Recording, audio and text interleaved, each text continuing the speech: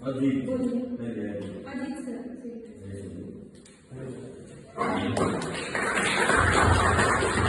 नरेश बोल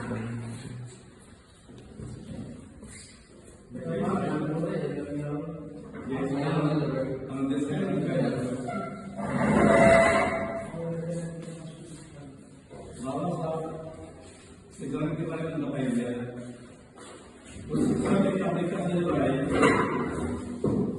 तो उसका जिला गायकवाड़ के साथ उनका समझौता हुआ था कि मैं इस बजट में के वैल्यू में जब पढ़ने के बाद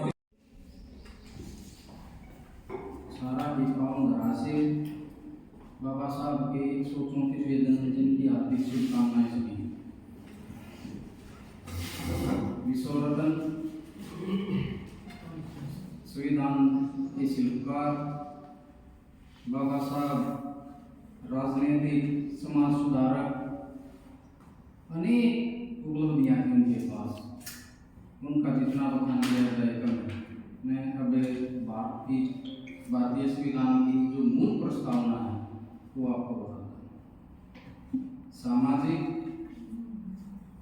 आर्थिक स्टाफ सदस्य और प्यारे बच्चों, आज सभी को पता है 14 अप्रैल है और 14 अप्रैल को हम बाबा साहब डॉक्टर भीमराव अम्बेडकर जी की जो है जयंती के रूप में मनाते हैं। और आज के दिन बैसाखी की भी आपको हार्दिक शुभकामनाएं सभी को। बैसाखी का भी पर्व आज के दिन मनाया जाता है। जैसा कि मैडम ने बताया, डॉक्टर साहब का जो जन्म 14 अप्रैल 1891 में हुआ और जो है एक हिंदुस्तान के अंदर चमकते सितारे ने उस दिन जन्म लिया, जिसके लिए जो है जिन्होंने अपने लिए ना सोचकर समाज के लिए बहुत सारी बातों को सोचा। उनका जो बखान करना कोई आसान बात नहीं। उन्होंने किन किन कुरीतियों को दूर किया और किस बारे में सोचा, वो बखान काफी लंबा हो जाएगा, ना ही मेरी इतनी तैयारी है। लेकिन उन्होंने जो है हर समाज के लिए जो है एक समाज के लिए नहीं कि जो बोल देते दलित को, पिछड़े को, हर समाज के पिछड़े हुए आदमियों को, जैसे महिलाओं को, पहले महिलाओं का भी काफी शोषण होता था। आज के दिन जैसे मैडम बैठी है, इनको बहुत सारे अधिकार मिले हुए हैं और ये सक्षम हो चुकी हैं। लेकिन पहले जैसे हम अपनी दादी, अपनी माँ या जो है आप लोगों ने नहीं देखा, उनके ऊपर जुल्म होते हुए काफी देखे हैं हमने।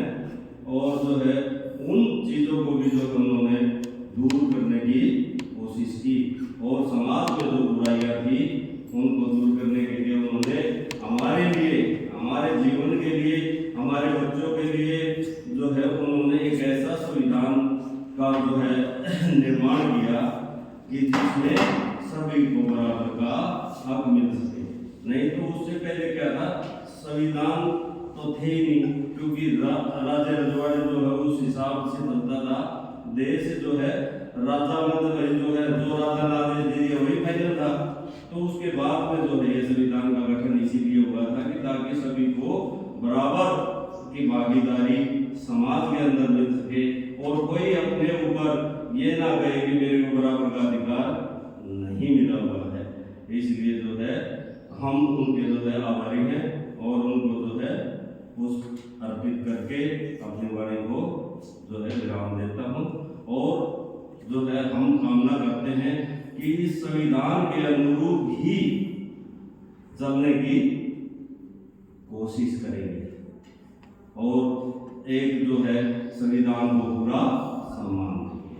और कहीं संविधान को अगर कोई ठेस पहुंचती है तो हम उसका जोरदार विरोध भी करेंगे। धन्यवाद।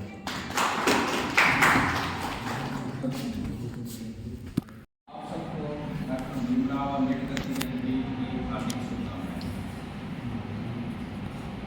मेरे सीनियर नीलेश जी ने बहुत अच्छे से बखान किया है और बाबा साहब के बारे में जितना कहा जाए उतना ही कम है। अगर हम सुबह से लेकर शाम तक इस कार्यक्रम को कराएंगे तो भी शायद कम पड़ जाए। तो मैं उनके बारे में ज़्यादा ना बताते हुए बस उनके द्वारा जो आज हम संविधान जो आज़ाद भारत में जी रहे हैं, जिस संविधान में हमें अधिकार मिले हुए के बारे में मैं चाहूँगा कि वो देशिका हम सभी एक साथ मेरे साथ दोहराए, मैं उसे पढ़ूंगा और आप सभी खड़े हो गए और एक बार मेरे पीछे पीछे दोहराना। हम भारत के लोग भारत को एक संपूर्ण प्रभुत्व संपन्न समाजवादी पंथ निरपेक्ष लोकतंत्रात्मक गणराज्य बनाने के लिए और उसके समस्त नागरिकों को सामाजिक आर्थिक और राजनीतिक न्याय विचार अभिव्यक्ति विश्वास धर्म और उपासना की स्वतंत्रता प्रतिष्ठा और अवसर का समता प्राप्त करने के लिए तथा उन सब में व्यक्ति की गरिमा